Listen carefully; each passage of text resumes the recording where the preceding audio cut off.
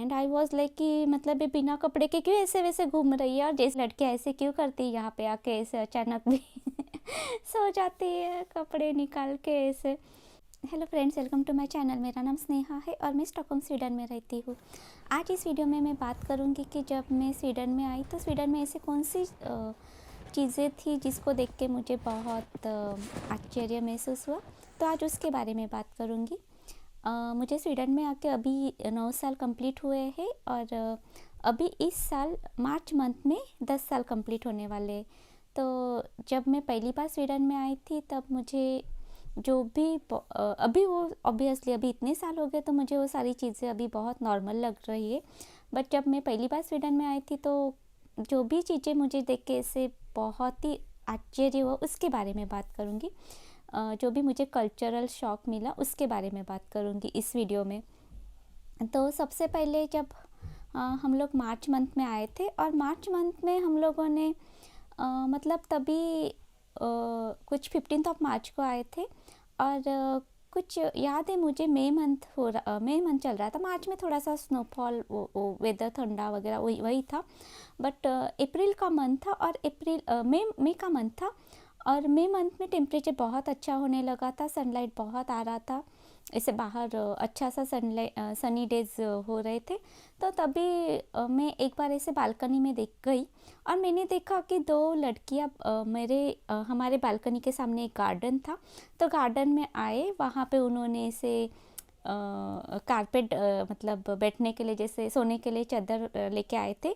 एक पूरा पिकनिक का बैग, जैसे पूरा पिकनिक का बैग टाइप लेके आए थे और उन्होंने वो चादर डाला नीचे और फिर एक एक करके दोनों ने सारे अपने कपड़े उतारना स्टार्ट कर दिया। और आई वॉज जस्ट, मुझे समझ में नहीं आ रहा था मैं क्या करूँ। मैं बालकनी से अंदर गई बट आई वॉज स्टिल, मतलब बड़ी बड़ी खिड़कियाँ थी तो मुझे सब देख रहा था। और दोनों लिटरली बिकनी पे थे और अपने पेट पे लेट गए एंड वो सनलाइट पे, और पूरा ऐसे वहाँ पे थे। वो सुबह कुछ 9 o'clock आए थे, तो 9 o'clock से लेके 3 o'clock तक वो दोनों भी वहाँ पे थी। सब कुछ खाने का पीने का सब कुछ लेके आए थे वो लोग। एंड वो पूरा टाइम ऐसे मतलब बिकनी में सोए थे, कभी अपने पेट पे या कभी अपने बैक पे सोते थे। तो मतलब एंड तभी मुझे बहुत बहुत आश्चर्य हो रहा था कि कोई ऐसे कहीं पे भी जाके ऐसे अपने कपड़े कैसे निकाल सकता है गार्डन में जाके, और ऐसे सनलाइट में सो रहे थे। बट बाद में मुझे पता चला कि यहाँ पे सनलाइट बहुत कम मिलता है और लोगों को विटामिन डी की बहुत ज़रूरत रहती है। तो जब भी सनलाइट आता है तो ज़्यादातर लोग ऐसे सनलाइट में जाते हैं और अपने ऐसे मतलब कपड़े उतार के पूरे बॉडी पे सनलाइट लेने की कोशिश करते हैं, विटामिन डी जिससे मिल सकता है उनको। तो उसके पीछे का तो रीज़न वो था। बट जब मैं पहली बार आई थी तो मुझे बहुत शौक था और मैं ऐसे विवेक को भी बोल रही थी कि बालकनी में बिल्कुल नहीं जाना है। पता नहीं मुझे ऐसे लग रहा था कि अरे ये लोग ऐसे, इनको अगर हम गलती से देखेंगे तो ये कंप्लेन कर देंगे कि हमें ही देख रहे करके। बट तो वो बहुत ही बड़ा इसे शौक मिला था जब मेरी मम्मी मेरे मदर इन लॉ आ रहे थे तो वो भी ऐसे देख रही थी कि लड़कियाँ ऐसे क्यों करती है यहाँ पे आके ऐसे अचानक भी सो जाती है कपड़े निकाल के ऐसे। तो वो पहला शौक था। सेकंड मैं बोलूँगी कि जब मैंने स्विमिंग के क्लासेस लगाए थे और जब मैं स्विमिंग के लिए जाती थी, तो जब पहली बार मैंने स्विमिंग के क्लासेस लगाए थे और जब मेरा पहला दिन था, मैंने सुना था कि सोना में सब ऐसे विदाउट क्लोथ्स बैठते करके। तो उतना मैंने ऐसे मतलब सुना था, मैंने कभी अपनी आँखों से देखा नहीं था। तो जब मैं स्विमिंग क्लास के लिए गई और वहाँ पे दो लेडीज़ एंड जेंट्स दोनों अलग ही रूम थे, और जैसे मैं लेडीज़ के रूम ओपन किया और अंदर गई तो मैंने देखा कि एक लड़की without any clothes, means nothing, कुछ भी नहीं पहना था, ऐसे चल के आ रही थी मेरे सामने से। तो मैंने तुरंत अपनी ऐसे आँखें बंद की और उसको बोला सॉरी। मुझे समझ में नहीं आया मैं क्या बोलूँ, तो मैंने ऐसे सॉरी बोला एंड उसने कुछ ऐसे रिएक्ट ही, मतलब उसको कुछ लगा ही नहीं, वो ऐसे निकल गई ऐसे मेरे सामने से ऐसे कुछ आराम से। एंड आई वॉज लाइक कि मतलब ये बिना कपड़े के क्यों ऐसे वैसे घूम रही है। और जैसे ही मैं अंदर गई शावर रूम में, तो वहाँ पे शावर रूम्स में पर्दा अलग, मतलब जब भी आप स्विमिंग में जाते हो तो स्विमिंग के पहले आपको शावर लेना पड़ता है। और जब मैं जैसे शावर रूम में गई तो मैंने देखा कि वहाँ पे कोई डोर्स नहीं थे, ना कोई कर्टन्स थे, कुछ भी नहीं था, सब एक दूसरे के सामने पूरा ओपन होके नहा रही थी। तो यस, या वो मेरे लिए बहुत बड़ा ऐसे मतलब मैंने कभी ऐसे देखा नहीं था, तो वियर्ड लग रहा था बहुत। अभी तो कुछ नहीं, अभी प्रैक्टिस हो गया है। तो यस, या तो वो एक सेकंड टाइम है सोना में। फिर उसके बाद हम लोग जब सोना बैठे थे तो सोना में भी वहाँ पे उन्होंने डोर के पीछे रूल लगा, मतलब डोर के अंदर जाने से पहले ही वहाँ पे एक रहता है कि आप सोना में कपड़े पहन के ना जाइए करके। तो वो था। एंड इवन स्विमिंग में भी उनका रहता है कि स्विमिंग के पहले नहाना चाहिए वगैरह। ज़्यादातर वो लोग मेंशन करते कि बाथ विदाउट क्लोथ्स करके। तो अगर आप स्वीडन में नए हो और अगर आपने स्विमिंग के क्लासेस लगाए तो आपके इंफॉर्मेशन के लिए कि यहाँ पे नॉर्मली शावर्स रूम में कर्टन्स या डोर्स नहीं होते। तो थर्ड में बताऊँगी कि जब मैं स्वीडन में आई और स्वीडन में मैं से एक बार ट्रेन से ट्रैवल कर रही थी और मेरे सामने एक लड़की अभी मैं बोलती हूँ, ऐसे वो खड़ी थी। I couldn't see her face.